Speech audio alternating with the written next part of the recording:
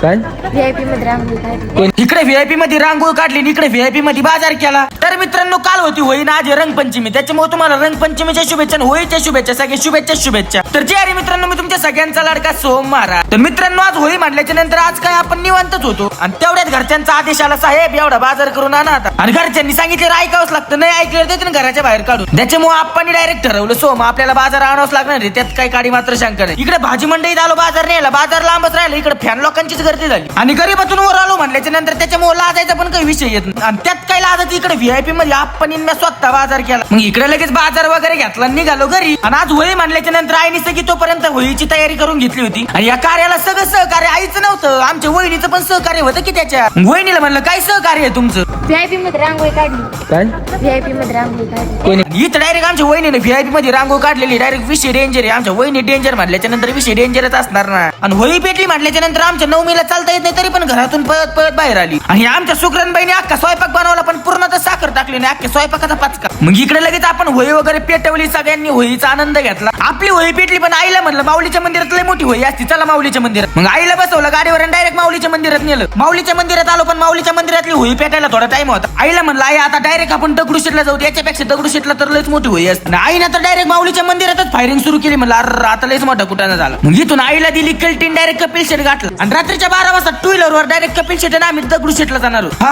आपला डेंजर विषय असतो, आपल्या मनात आलं ना आपण तिथं जाणार म्हणजे जाणार. तुम्हाला खोटं वाटत असेल, पण मित्रांनो लाईव्ह पाहू शकतात डायरेक्ट घड्याळात किती वाजलेले आहेत, 5:30 वाजलेले आहेत. अगोदरच हाय व्यासपा म्हटल्याच्या नंतर पळते कमी, पेट्रोल जास्त खाते. आणि इकडे लगेच टाकी वगैरे फुल करून घेतली. तुम्हाला माहिती आपण टाक्या फुलच करीत असतो. हा नाद करायचा नाही. मागच्या ब्लॉग मध्ये पाहिलंच असेल तुम्ही XCV चं वातावरण. इकडे पेट्रोल वगैरे भरलं, डायरेक्ट दगडूशेठ गणपती गाठलं. आणि आपल्याला जायला 2 वाजले म्हटल्याच्या नंतर मंदिर काय बंद झालं होतं, त्याच्यामुळे बाहेरून दर्शन घेतलं. एवढे दिवस झालो इकडे राहतो, पण फर्स्ट टाइम दगडूशेठच्या मंदिरात आलो होतो मित्रांनो. आणि मंदिराचा व्ह्यू पण एकदम खतरनाक मध्ये होतं. मग इकडे व्हिडिओ शूट वगैरे केला थोडा. इकडे आतमधून दर्शन नाही झाले, पण दादानी प्रसाद वगैरे आणून दिला आम्हाला. ते म्हणतात ना आयुष्य खूप सुंदर असतं, फक्त जगता आलं पाहिजे. जगण्यासाठी मित्र चांगले पाहिजे. आणि मित्र जर जीवाला जीव देणार असले ना, काहीच करायची गरज नाही तुम्हाला. असो, पण आपण त्याच्यासाठी आलो होतो तेच आपल्याला बघायला भेटलं नाही ना. पण दर्शन झाले ना, विषय संपला. मग इथून डायरेक्ट व्हीआयपी मध्ये डुगू आनंदी गाठली.